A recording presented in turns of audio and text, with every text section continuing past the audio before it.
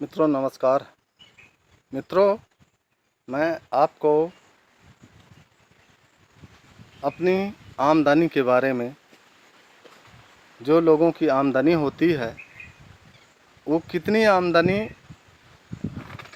के मालिक हैं, उनको इस चीज़ की जानकारी होनी चाहिए, इस बात की जानकारी होनी चाहिए कि हमारी आमदनी कितनी है और कितनी आमदनी से हमें इनकम टैक्स देना पड़ेगा। यदि अगर जो आपको अपने इनकम की जानकारी नहीं है तो मैं आपको सूक्ष्म जानकारी दे रहा हूँ। मित्रों, आयकर, जो आपकी आय है उस पर जो टैक्स लगता है उसको आयकर कहते हैं, इनकम टैक्स कहा जाता है। एक वित्तीय वर्ष यानी 1 अप्रैल से 31 मार्च तक की अवधि में स्वीकृत खर्च काटने के बाद जो शुद्ध आय होती है, यदि वह कर मुक्त सीमा से अधिक है तो आय प्राप्तकर्ता को निर्धारित दर से शासकीय खजाने में समय सीमा के अंदर आयकर एवं आयकर रिटर्न जमा करना होता है। ये कर सभी व्यक्ति, फार्म, कंपनी, ट्रस्ट आदि पर लागू है। तो मित्रों, आय का रिटर्न मतलब आय कौन दे सकता है? निम्न दशा में रिटर्न भरना अनिवार्य है। अब आप दशा जान लें। यदि व्यक्ति या HUF हिंदू संयुक्त परिवार की आय छूट प्राप्त आय की सीमा से अधिक है, यदि करदाता को हानि हुई है और जिसके वह आगामी वर्षों की आय में समायोजित करना चाहता है तो देय तिथि तक रिटर्न दाखिल करे, अन्यथा वह हानि आगे वर्षों में समायोजित होगी। यदि करदाता का TDS काटा हो एवं उसे आयकर विभाग से रिफंड लेना है, यदि करदाता को रिटर्न भरने का नोटिस मिला है, यदि बैंक या सहकारी बैंक के चालू खाते में नकद 1 करोड़ से अधिक राशि वित्तीय वर्ष में जमा किया है, विदेश यात्रा पर 2 लाख से अधिक खर्च किया है, यदि किसी व्यक्ति ने वित्त वर्ष में 1 लाख से ज़्यादा बिजली बिल के भुगतान पर खर्च किया है, यदि पूंजीगत लाभ या छूट प्राप्त करने हेतु नए मकान में निवेश किया है, भागीदारी फार्म कंपनी को रिटर्न भरना अनिवार्य है, चाहे उसकी आय हो अथवा ना हो। 31 दिसंबर 2024 के बाद खाता 20, 23 से 24 की रिटर्न फाइल नहीं होगी।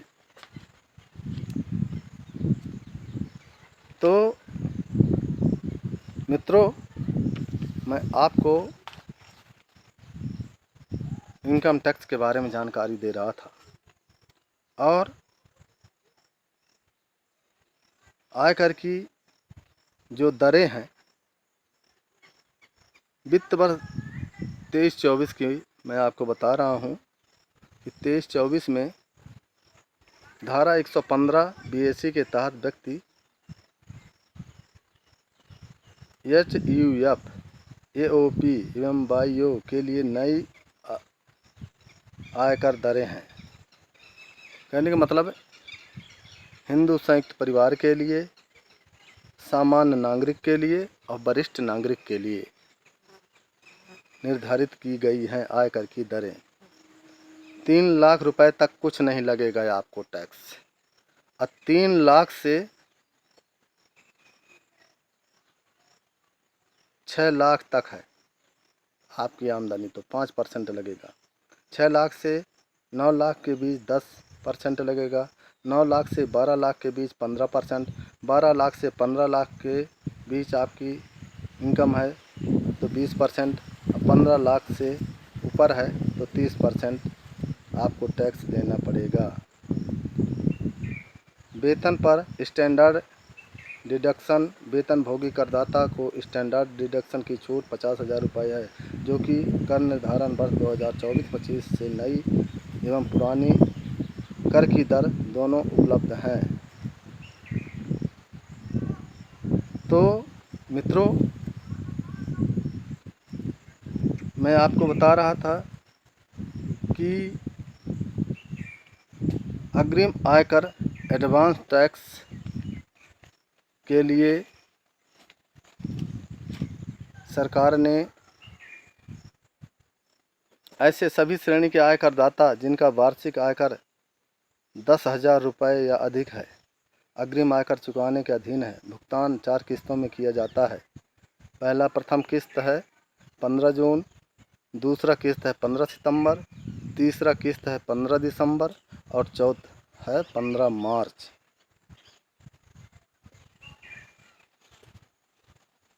तो इस तरह आयकर की दरें हैं। और